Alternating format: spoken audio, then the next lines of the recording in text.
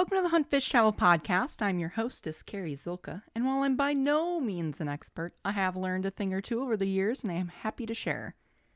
I'll be posting a new turkey hunting tip every Monday through April. Past tips can be found at www.cz.net/hunting tips. Let's talk about the 3 different breeding cycles that turkeys have and how to hunt them.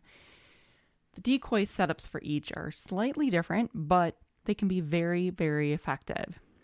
First, you have the pre-breeding.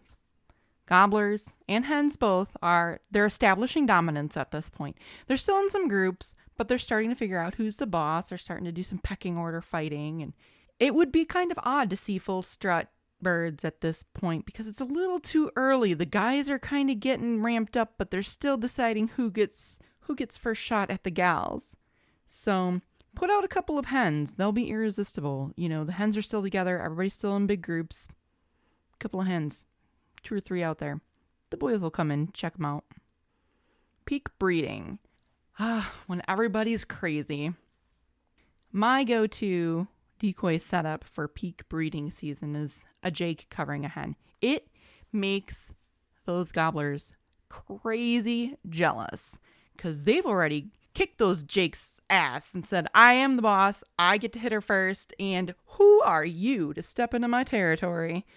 So they make a beeline for those jakes. I'm telling you, it's almost foolproof.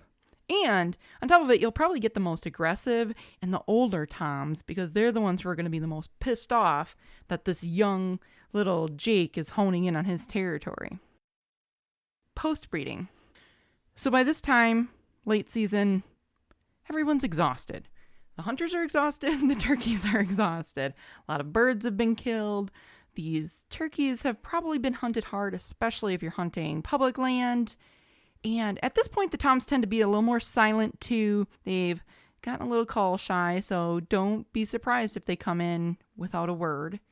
Here at this point, they're not really that excited about battling it out for a hen's attention at this point. So put together 2 or 3 feeding hens in the feeding position. That can be very productive with no gobblers, no jakes around.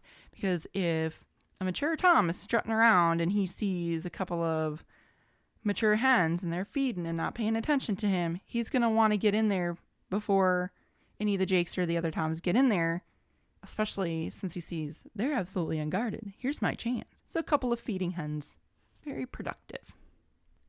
So to recap, pre-breeding, couple of hens hanging out, laying in the grass, however you want to, will be irresistible. Peak breeding, jake covering a hen, dynamite.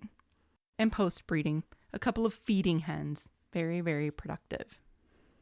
Thanks for listening. If you know any turkey hunters, be sure to share this episode with them. If you'd like to listen to past episodes, be sure to hit www.cz.net/turkey tips. Until next time, here's to a big bird down.